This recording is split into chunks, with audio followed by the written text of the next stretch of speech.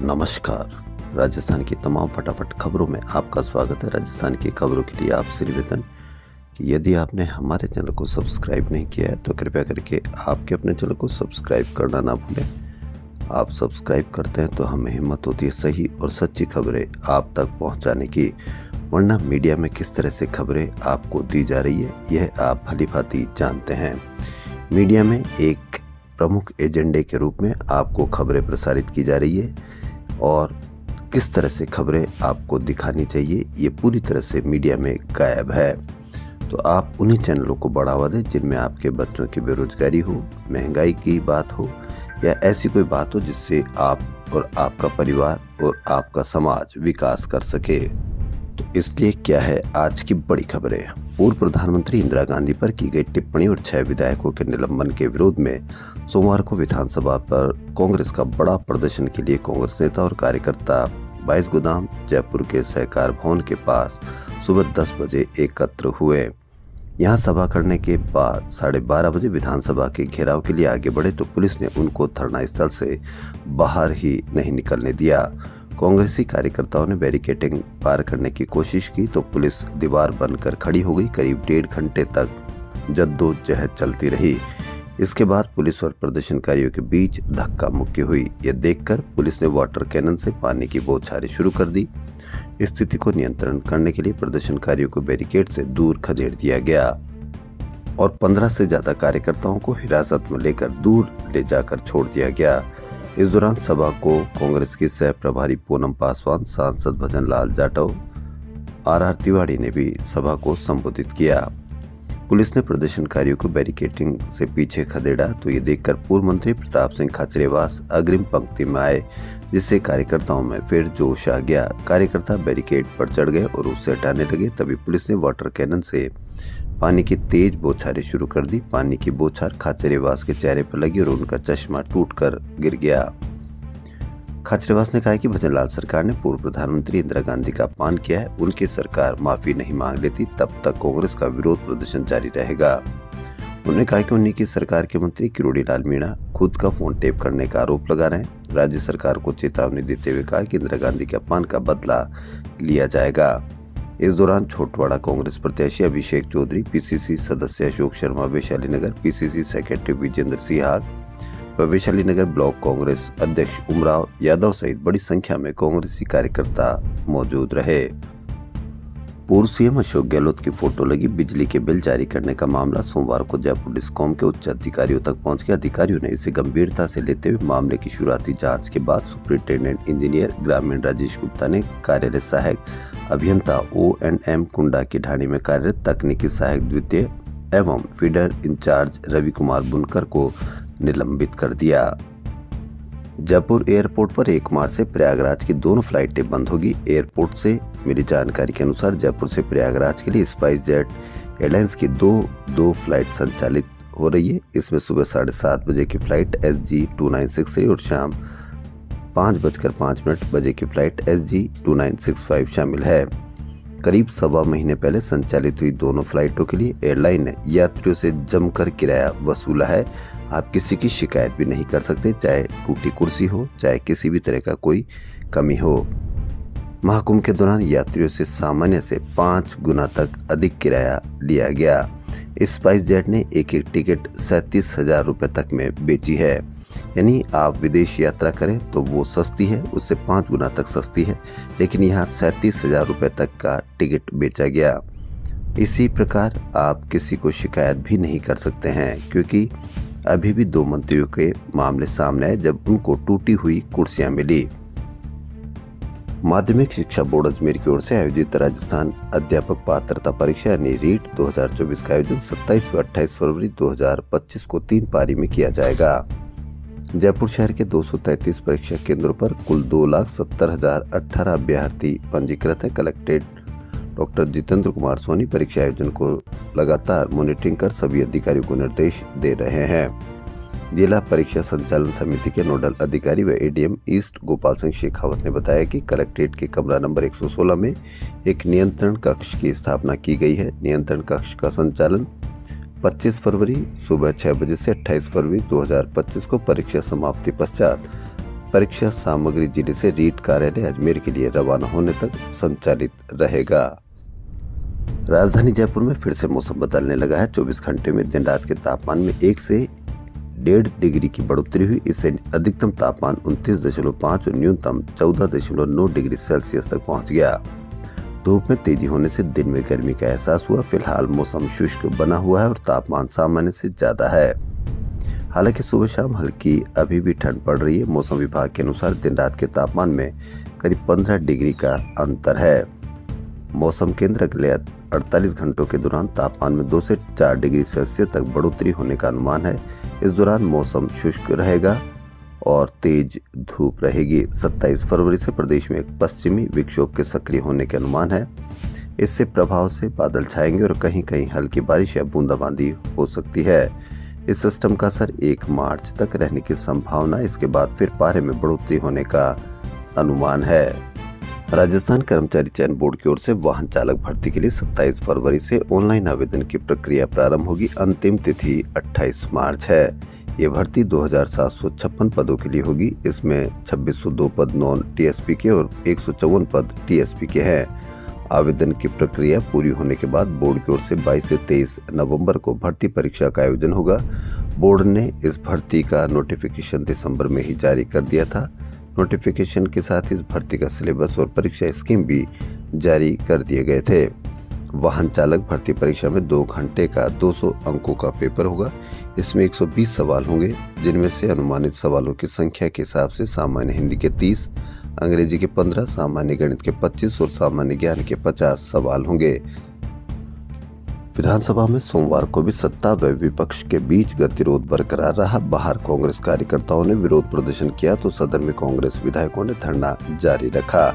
शून्यकाल में कार्रवाई शुरू हुई तो कांग्रेस प्रदेश अध्यक्ष गोविंद सिंह डोटासरा विधायकों के साथ स्पीकर की डायस के पास नारेबाजी करते हुए पहुंच गए। उनकी मार्शल से धक्का मुक्की हुई। स्पीकर ने कार्रवाई स्थगित कर दी। सदन के बाहर कांग्रेस का प्रदर्शन समाप्त होने से फिर से सत्ता व विपक्ष स्पीकर में वार्ता हुई, पर डोटासरा मंत्री अविनाश गहलोत से माफी मंगवाने पर अड़ गए। 3 बार सुलह वार्ता हुई पर बेनतीजा रही। गतिरोध समाप्त करने सीएम भजनलाल भी विधानसभा पहुंचे थे। वहीं अब सवाल यह है कि जिस सदन में जनता के मुद्दों पर चर्चा होनी थी, वहां नारेबाजी और धक्का मुक्की हो रही है। ऐसे में सदन का कीमती वक्त बर्बाद करने के लिए जनता से कौन माफी मांगेगा। वहीं पूर्व में इस तरह के बयान आते रहे कि विपक्ष तो हंगामा करेगा ही, सदन की कार्रवाई चलाना सरकार का काम है या सत्ता पक्ष का काम है। लेकिन अब इस तरह के बयानबाजी न तो आपको देखने को मिलते, न ही उन बयानबाजियों को बताया जाता है। ट्रैफिक जाम में एम्बुलेंस के फंसने या किसी बीमार के फंसने पर भारी चालान का जो प्रावधान किया गया था, उस प्रावधान का तो पता नहीं, लेकिन ट्रैफिक जाम में फंसने से 3 साल के बीमार बच्चे की मौत हो गई। माता पिता उसे हॉस्पिटल लेकर जा रहे थे। इसी दौरान नेशनल हाईवे 52 पर रामगंज मंडी कोटा मार्ग पर जाम में फंस गए। माता पिता रास्ते के लिए पुलिस के सामने गिड़गिड़ाते रहे। चेचट भटवाड़ा रामगंज मंडी निवासी पप्पू लाल ने बताया कि बेटे हरिओम को सर्दी जुकाम और बुखार की शिकायत थी। रविवार रात 9 बजे उसे सरकारी हॉस्पिटल लेकर गए। बच्चे की गंभीर हालत के कारण सोमवार सुबह 7 बजे उसे कोटा रेफर कर दिया गया, लेकिन जाम में 3 घंटे फंसा रहा। 3 साल का बच्चा, इलाज नहीं मिला, हुई मौत। कौन जिम्मेदार है इसके लिए? आप कहीं पर भी इसकी जिम्मेदारी फिक्स नहीं कर सकते हैं, नहीं और आप किसी की शिकायत भी कर सकते हैं। भारत में कैंसर से पीड़ित हर 5 में से 3 मरीज इलाज के बावजूद जान गंवा देते हैं। महिलाएं इससे ज्यादा प्रभावित है। कैंसर से जुड़ी मौतों में भारत दुनिया में दूसरे नंबर पर, लेकिन आप कहीं पर भी इसकी कोई चर्चा नहीं देखेंगे, क्योंकि चर्चा किसी और की दिखाई जाती है, डर किसी और का दिखाया जाता है, जबकि मौतों से मामले में दुनिया में दूसरे नंबर पर कैंसर की मौतों पर है। लेसेंट में प्रकाशित ICMR के अध्ययन के अनुसार कैंसर से मौतों में भारत चीन के बाद दूसरे स्थान पर है। अगले 20 वर्षों में भारत में कैंसर से मौतों की संख्या तेजी से बढ़ेगी, लेकिन आप चिंता ना कीजिए, क्योंकि आपके इस चिंता को या कैंसर को कहीं पर भी कोई प्रॉपर तरीके से इस पे चर्चा नहीं की जाएगी। जयपुर में होने वाले आईफा अवार्ड्स की तैयारियां लगभग अंतिम पड़ाव पर है। 8-9 मार्च को JECC में होने वाले शो के लिए हफ्ते भर पहले ही सेलिब्रिटीज का आना शुरू हो जाएगा। इस मौके पर बहुत से सेलिब्रिटी प्रमोशन शूटिंग करते नजर आएंगे। वे महल, किले, बाजार, होटल और शाही ट्रेन पैलेस ऑन व्हील में जो शूट करेंगे। अधिकतर शूटिंग राजस्थान स्टेट आर्कियोलॉजिकल के मॉन्यूमेंट्स पर होगी। 8 मार्च को शाम 5 बजे जेईसीसी में शाहरुख खान रिहर्सल करेंगे। आईफा से एक दिन पहले 7 मार्च को अभिनेत्री माधुरी दीक्षित का जयपुर में शूटिंग का शेड्यूल है। हालांकि लोकेशन और समय अभी तय नहीं हुए हैं। इसी दिन अभिनेता शाहिद कपूर 3:30 बजे शाम 5 बजे तक hotel Hyatt, Sawai Mansingh stadium और स्टैचू सर्किल पर शूटिंग करेंगे। इस दिन दोपहर 3:30 बजे से शाम 5 बजे के बीच में कार्तिक आर्यन हयात होटल में शूटिंग करेंगे।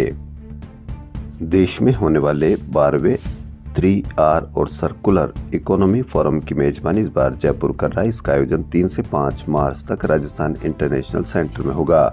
इस दौरान आने वाले डेलीगेट्स के वेलकम के लिए RIC के बाहर दीवारों पर कलाकारों ने राजस्थानी कला की झलक दिखाने के लिए पेंटिंग्स बनाई है। इनमें राजस्थान के पहनावे और संस्कृति को दिखाया गया है। कार्यक्रम में आने वाले मेहमानों को जयपुर में प्रमुख विरासत स्थलों का भ्रमण भी करवाया जाएगा। प्रतियोगिता जीतते जीतते जिंदगी की जंग हार गया जयपुर का मोहित शर्मा। वह चंडीगढ़ में all India university wushu championship में भाग लेने गया था। जानकारी के अनुसार मोहित को मैच के दौरान ही दिल का दौरा पड़ा। मोहित ने पहला राउंड जीत लिया था, दूसरे राउंड में भी आगे था, तभी मैट पर ही गिर पड़ा। टीम प्रबंधन के एक अधिकारी ने चंडीगढ़ से ये जानकारी दी। यूनिवर्सिटी के अधिकारियों ने कहा कि इस टूर्नामेंट के आयोजन में उनकी कोई भूमिका नहीं है। SHO कमल तनेजा ने कहा कि यूनिवर्सिटी में आयोजित टूर्नामेंट के दौरान एक खिलाड़ी की मौत हो गई है। शव को सिविल अस्पताल खरड़ की मोर्चरी में रख दिया गया है। राजस्थान पुलिस अकादमी में सोमवार को राजस्थान पुलिस अलंकरण समारोह आयोजित किया गया। समारोह के मुख्य अतिथि DGP UR साहू ने पुलिस अधिकारियों एवं कार्मिकों को केंद्रीय गृह मंत्री पदक, DGP डिस्क, अति उत्कृष्ट सेवा पदक व उत्कृष्ट सेवा पदक देकर सम्मानित किया। परेड में RAC की 4th 5वीं बटालियन, जयपुर कमिश्नरेट की महिला पुलिसकर्मी, पुरुष पुलिसकर्मी व यातायात कर्मी, हाडी रानी महिला बटालियन सहित कई 8 प्लाटून शामिल हुए। आपको मीडिया में डर किसी और का दिखाया जाता है कि लगता है कि आपके पास पूरा असुरक्षित तंत्र स्थापित हो गया है, लेकिन असली डर। जयपुर की खाद्य अधिकारियों की टीम ने सोमवार को अजमेर रोड पर देवलिया और मोखमपुरा में एक होटल्स यानी लक्की होटल्स में निरीक्षण किया और खाद्य पदार्थों के नमूने लिए। अधिकारियों ने फर्म का लाइसेंस जारी होने पर कारोबार बंद करवाया। टीम को बिना फूड लाइसेंस के खाद्य कारोबार करना पाया गया। मामले को सक्षम न्यायालय में भी दायर किया जाएगा। दोनों प्रतिष्ठान से पनीर व ग्रेवी का नमूना लेकर लैब में जांच के लिए भेजा गया है। रिपोर्ट मिलने के बाद फूड सेफ्टी एक्ट के तहत कार्रवाई की जाएगी। बिना फूड लाइसेंस के चल रहा था लक्की होटल्स का किचन। नोटिस जारी कर आगामी आदेश तक बंद किया गया। अब देखना यह है कि किस तरह से आपके डर को दूसरी जगह दिखाया जाता है, जबकि असली डर बिना लाइसेंस के होटल्स चल रहे हैं, बिना तरीके के पनीर पेश किए जा रहे हैं, मावा पेश किया जा रहा है, लेकिन घी पेश किया जा रहा है, लेकिन आपको इसकी खबर एक दिन आती है, दूसरे दिन खबर गायब हो जाती है। दौसा लालसोट में 29 मार्च 2022 को आनंद अस्पताल की संचालिका doctor Archana Sharma suicide case मामले में खंडार के विधायक जितेंद्र गोठवाल को जांच अधिकारियों ने जांच में गलत साक्ष्य जोड़कर फंसाया था। अस्पताल के CCTV कैमरे की फुटेज व मोबाइल लोकेशन की FSL जांच में पता चला कि गोठवाल जब तक धरना स्थल पर रहे उस दौरान नारेबाजी, उग्रता व धमकियां देने के कोई साक्ष्य नहीं मिले हैं। जिले खत्म करने को लेकर राज्य सरकार ने भले ही तेजी से काम किया, लेकिन शिक्षा विभाग इस मामले में धीमी गति से चल रहा है। खत्म किए गए जिलों से कलेक्टर हटा दिए गए, लेकिन जिला शिक्षा अधिकारी अभी भी लगे हुए हैं। दूदू और जयपुर ग्रामीण को जयपुर शहर में फिर से शामिल किया गया था, लेकिन इन दोनों जिलों को ही खत्म किए गए। जिलों में जिला शिक्षा अधिकारी अभी भी लगे हुए हैं।